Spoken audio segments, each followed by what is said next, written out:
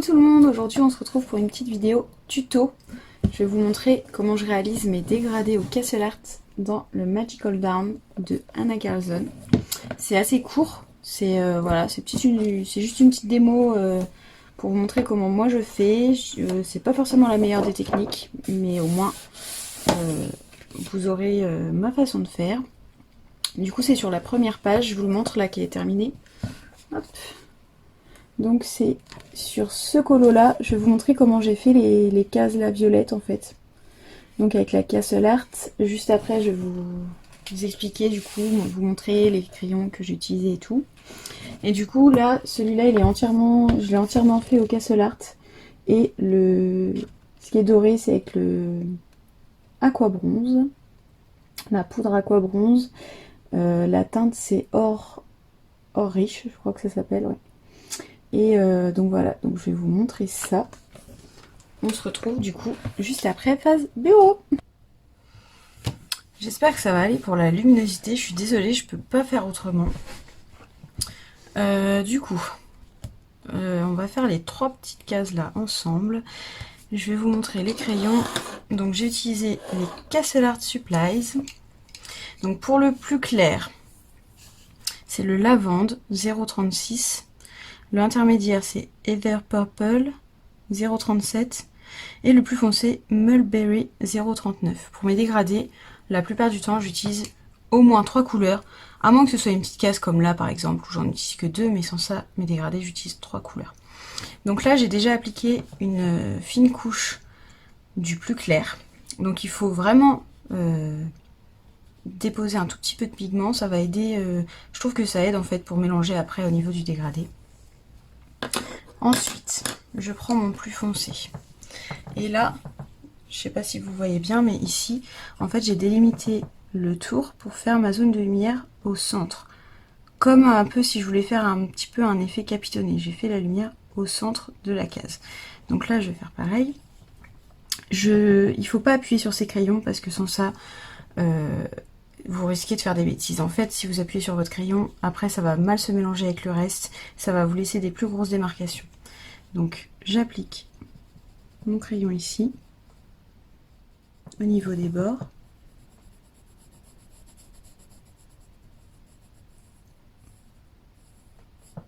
Voilà. Je vais faire tout le tour comme ça.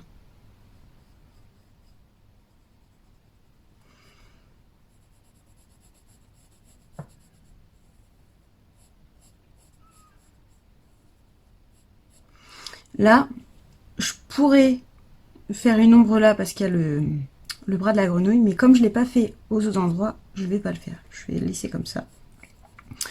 Donc là, en appuyant peu, je fais ça. Et là, en appuyant vraiment quasiment pas, je vais un petit peu aider en fait pour le mélange, en agrandissant ma zone là. Hop, pour ma couleur intermédiaire. Là, j'effleure vraiment le papier. Hein. Voilà, ça va aider à ce qu'on voit moins les transitions de couleurs. Donc là, c'était avec le 0,39. Ensuite, je prends ma couleur intermédiaire, donc la 0,37. Et moi, je travaille en petits ronds. Donc là, je vais venir appliquer mon crayon ici, au niveau de la couleur foncée au bord, en fait, pour réaliser mon dégradé. Toujours pareil, je n'appuie pas sur mon crayon. C'est léger. Comme ça, je vais faire comme ça tout le tour.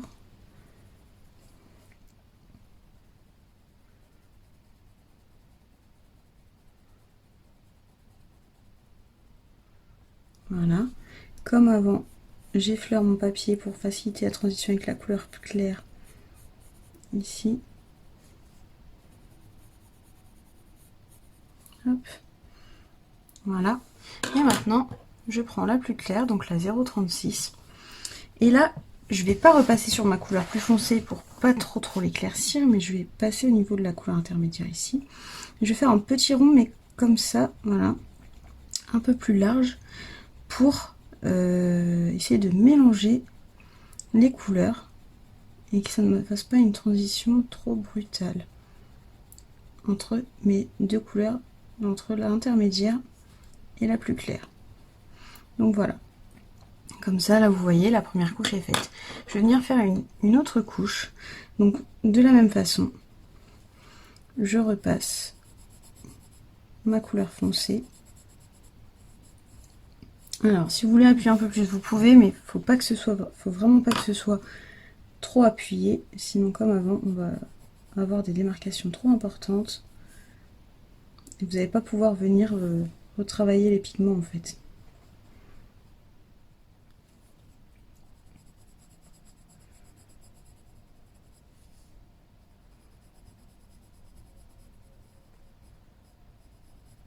Voilà. Hop, un petit peu ici, plus à l'intérieur. Après là, ce que je vous montre, c'est ma façon de faire les dégradés. Hein. Je dis pas que c'est la meilleure des façons, mais c'est comme ça que moi je fais. Hop. À force de regarder des... Donc là j'ai pris la 0,37, hein, la couleur intermédiaire. À force de regarder des tutos et différentes manières de faire, bah, j'ai un petit peu adapté en fonction de ce que j'ai vu, ce qui me convenait le mieux à moi, ce qui m'apportait le plus d'intensité au niveau des couleurs, ce qui me plaisait le plus, quoi. Hop. Après, au niveau de la deuxième couche, si vous voyez après la première que, par exemple, c'est pas assez foncé, la zone claire est trop grande ou quoi, vous pouvez toujours agrandir votre zone un peu plus foncée au niveau de la deuxième couche. Donc là, hop, toujours pareil. J'effleure le papier pour faciliter la transition. Et là, je reprends le plus clair.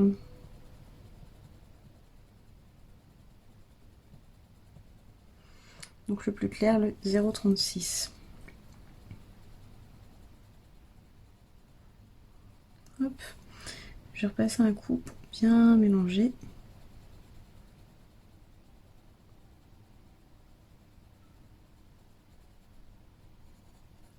Et voilà. Donc là, je vais faire les deux autres cases. Je pense que je vais vous mettre la vidéo en accéléré parce que je pense que vous avez compris. Mais au moins, vous le reverrez une autre fois.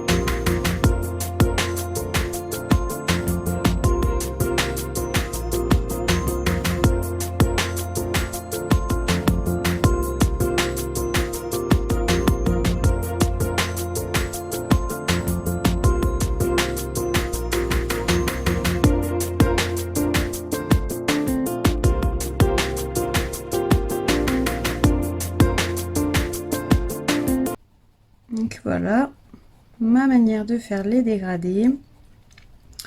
N'oubliez pas surtout de faire la première couche avec le clair que moi j'avais déjà faite. Hein. Et chose que je n'ai pas dite aussi, si vous voulez refaire une autre couche, vous pouvez. Si vous trouvez que c'est pas assez pigmenté par exemple, ou qu'il y a un endroit où vous n'avez pas assez foncé, vous pouvez, mais attention avec les Castle Art. Moi j'ai remarqué en général après 3 couches, le papier est assez saturé. Après ça dépend peut-être du papier, mais là Anna Carlson c'est le premier colo que je fais, donc je pourrais pas vous dire sur ce papier là avec l'édition Gibbs-Smith, ce que ça donne, parce que là j'ai fait que 2 couches et ça a l'air d'aller. Mais du coup, attention avec les Castle, ils vont plus vite saturer que des polychromos par exemple.